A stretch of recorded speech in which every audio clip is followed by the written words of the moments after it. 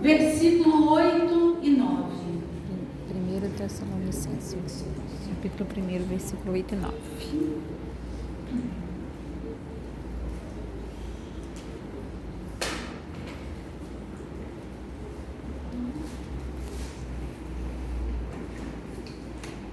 Tessalonicenses, capítulo 1, versículo de 8 ao 9, que diz assim: amém? Amém.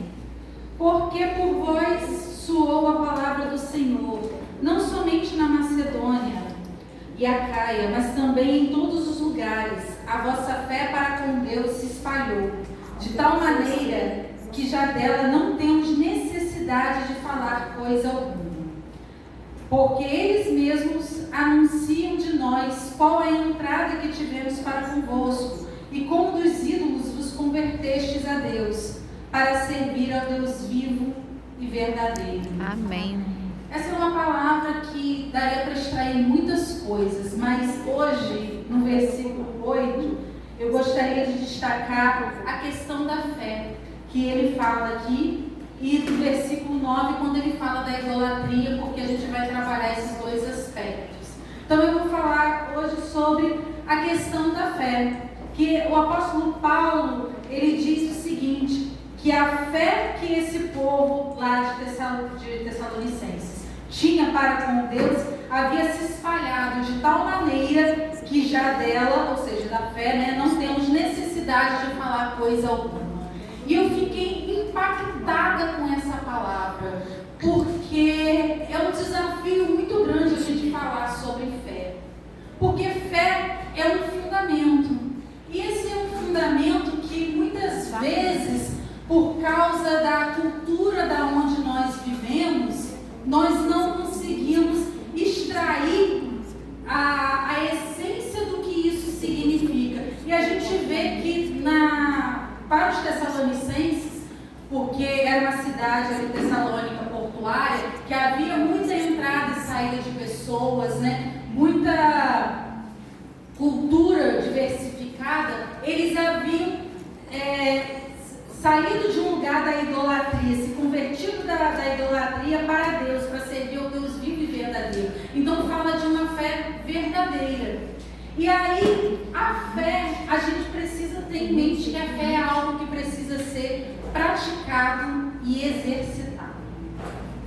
E isso é uma coisa que é muito difícil, porque quando a gente fala sobre praticar a fé e exercitar, a gente verdadeiramente só tem o conhecimento de que a gente está, de fato, andando, vivendo em fé, quando o dia mal bate na nossa porta. Porque quando o dia está bom, é fácil a gente ter fé. Quando tudo está alegre, quando a gente está feliz. Agora, quando o dia mal da enfermidade, quando as calamidades vêm, é difícil a gente ter fé. Porque os nossos olhos ficam nas coisas visíveis. E é por isso que é tão importante, Romanos capítulo 10, versículo 17, diz que a fé vem pelo ouvir e ouvir a palavra de Deus. Então a gente precisa ter um entendimento que a fé é algo que vem pelo ouvir. E o ouvir, existe um relacionamento com Deus. Aqui a gente vê o apóstolo Paulo elogiando o povo de Tessalônica por causa da fé que eles tinham. Isso significa que, mesmo depois que Paulo havia ido embora, a fé daquela igreja que ele tinha fundado ali ainda permanecia mesma, sem se contaminar com as coisas do mundo. E a gente fala de um lugar que sofria perseguição dos judeus e perseguição também por parte de Roma, por parte dos povos que estavam ali, que queriam vender os seus deuses, porque na medida que as pessoas se convertiam ao Deus vivo, elas paravam de comprar aqueles ídolos. Então isso também afetava toda uma rota comercial. Então a igreja estava sendo pressionada e ainda assim eles praticavam a fé, eles permaneciam nos ensinamentos, na palavra que o apóstolo Paulo já tinha pregado para eles, de tal modo que ele elogia a fé daqueles irmãos. Então isso é muito importante a gente destacar. Por quê? Porque nós vivemos numa sociedade que está enfrentando muitas crises. E essas crises, elas podem revelar de nós duas coisas: a nossa fé ou as nossas crenças. E as crenças, a gente pensa em crença e a gente só pensa de repente em outras religiões. Mas é muito comum, pelo fato da gente estar culturalmente inserido no Brasil, onde é um país que há muita diversidade religiosa, a gente também carregar algumas crenças. A gente começar a misturar um pouco a fé com as crenças e ficar uma coisa um pouco híbrida. Então eu gostaria de fazer essa separação, porque a crença, ela é algo que credibiliza alguém ou alguma coisa. No caso de uma crença, pode muitas vezes credibilizar Deus. Então, quando uma situação sai fora do controle, a pessoa fica o quê? Frustrada com Deus. Por quê? Porque ela tem uma crença, não é uma fé. A fé, ela não nos permite ficar frustrados com Deus, decepcionados com Deus. A fé é algo que é inabalável. E aí, quando a gente fala sobre essas questões de crenças, né? As crenças, elas estão relacionadas às nossas necessidades. Então, quando Deus não me satisfaz em algo que eu desejo, que eu busco, que é algo que está relacionado à minha necessidade carnal ou da minha alma, aí eu fico frustrada com Deus. Quando que a gente vê essas questões de crença, muitas vezes no meio evangélico? Quando a pessoa diz assim, eu não vou ficar naquela igreja lá não, eu vou para outra que é mais poderosa. Isso é uma crença. Isso não tem a ver com Deus, não tem a ver com a fé em Deus. A fé, ela não é algo que a gente pode colocar em dizer que seja algo que é visível. As pessoas ficam procurando determinadas coisas onde elas têm uma satisfação das suas necessidades, onde há uma satisfação dos desejos da sua alma, das convicções do seu coração. E a gente precisa entender que a fé, ela precisa transcender isso, porque nós estamos sendo empurrados para períodos de crises. E aí eu não posso deixar de dizer, né, aos irmãos, que essas crenças, elas vão estar relacionadas com as vontades da nossa carne e também com aquilo que a nossa alma deseja. Então, quando você olha para outras religiões, né, eu que sou da geografia, estudei um pouco sobre outras religiões, a gente vê pessoas às vezes que buscam um Deus com uma finalidade. Isso é um tipo de crença. Em busca de fertilidade, traga o seu marido em 7 dias, essas coisas são crenças. E muitas vezes as pessoas vêm com esse tipo de ideal, muitas vezes até para dentro da igreja. Porque se Deus não fizer isso assim, eu vou procurar outra religião. Vou procurar uma igreja que satisfaça o desejo do meu coração. Isso é uma crença. Isso não é fé.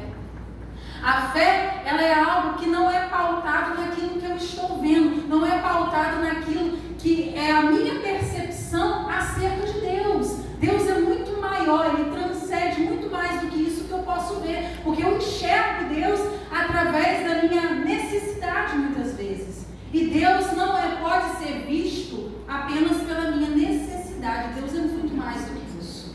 É por isso que muitas vezes quando a gente vê embates, né, com determinadas pessoas, eles falam que, mas Deus é amor, então eu não posso fazer isso. Deus é misericordioso, então posso fazer aquilo outro. A pessoa não tem consciência de quem é Deus. Ela quer moldar Deus, fazer de Deus conforme a imagem e semelhança do homem. E não tendo o entendimento de que nós é que somos a imagem e semelhança de Deus. Fazem de Deus uma figura humana que atenda às suas necessidades. E quando elas não estão satisfeitas, elas buscam outras crenças. Ou elas buscam alguém que vai pregar para elas, para dizer para elas aquilo que elas desejam ouvir, ou coisas que vão satisfazer o coração delas. E com isso, a gente acaba tendo muitas igrejas repletas de apostasia. Porque a gente não está firmado naquilo que é verdadeiro, que é genuíno. E como que eu faço para arrancar essas coisas do meu coração? Eu preciso viver uma vida de comunhão com Deus. Isso é necessário. Isso é importante, é crucial. Jesus, antes de morrer na cruz por nós, ele estava no Getsemane orando. Diante da morte, ele estava orando. Quem aqui, de repente, que diante da morte vai querer ir orar? Vai querer aproveitar a vida ao máximo.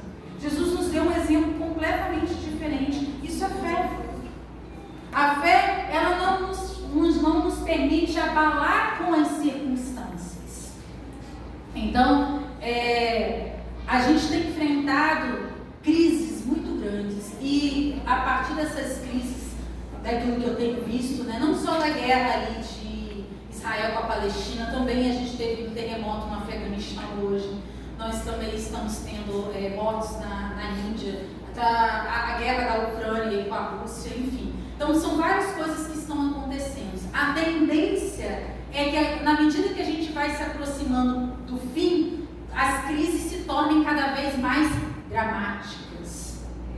As crises, elas são culturais, ideológicas, existenciais.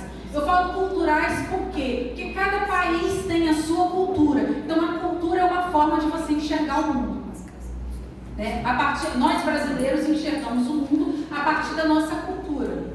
Lá nos Estados Unidos, a partir da cultura deles. Entre os povos do Oriente Médio, eles enxergam o mundo a partir da perspectiva que eles têm de mundo. Então é uma questão cultural. Por que eu estou falando sobre crise na cultura? Porque nunca antes, né, teve tanto discussão, questionamento acerca de que uma cultura faz de certo, a outra faz de errado, porque tem determinadas coisas que são corretas em determinadas culturas e em outras não. Então, a cultura é uma forma de você visualizar o mundo, de você viver, né? Ideológica, porque a gente tem muitas ideologias aí, né? A ideologia feminista, a ideologia marxista, a ideologia por aí vai, né? Várias ideologias, e existem pessoas que elas ficam com a ideologia e dizem também que são cristãs. Não funciona. Eu venho de um ambiente acadêmico de esquerda, onde tem várias ideologias, e não funciona. Uma hora você vai ter que abrir mão de alguma coisa. Porque senão, aquela ideologia, ela vai fazer você manipular a palavra de Deus. Você vai tentar buscar uma resposta para aquilo que está escrito na palavra, de acordo com a sua ideologia. E por que a gente gosta tanto de ideologia? Porque a ideologia, ela vem para satisfazer uma necessidade, uma vontade do nosso coração. Por exemplo, o feminismo. O feminismo vai pregar que o homem não pode mandar na mulher. Aí quando você lê a palavra de Deus ali, que a mulher tem que ser submissa ao marido, a pessoa entra em crise. A pessoa diz, não, mas aquilo ali foi escrito por homem, foi escrito há muito tempo. Porque a pessoa, ela carrega uma frustração, aquela ideologia de acordo com os pensamentos dela, e aí ela se inclina para aquele tipo de discurso. Por isso que é importante a gente permanecer na fé pelo ouvir